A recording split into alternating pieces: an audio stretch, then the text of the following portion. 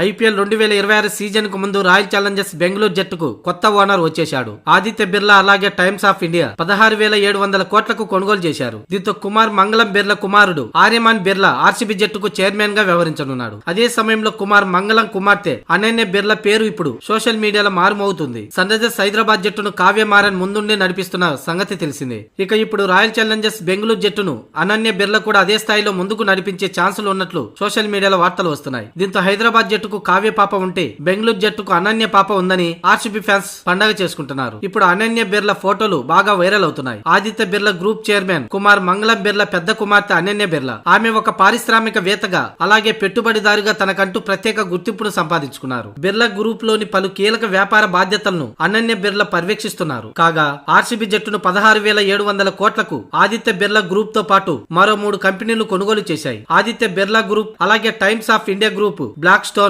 David Blitzer కంపెనీలు RCB జట్టును కొనుగోలు చేశాయి. అయితే మెజార్టీ వాటా మాత్రం ఆదిత్య బిర్లా గ్రూప్ దే. దీంతో మెజార్టీ షేర్లు కొనుగోలు చేసిన Aditya Birla group owner Aryaman Birla Royal Challengers Bengaluru జట్టుకు చైర్మన్ కాబోతున్నాడు. ఇకపోతే ఐపీఎల్ 2026 సీజన్ తొలి మ్యాచ్ ఆర్సీబీ వర్సెస్ ఎస్ఆర్హెచ్ మధ్య జరగనుంది. ఈ నెల 28వ తేదీన జరగనున్న ఈ మ్యాచ్ కి అనన్య బిర్లా అలాగే కావ్య మారన్ వారి జట్లకు ఆకర్షణంగా మారనున్నారు.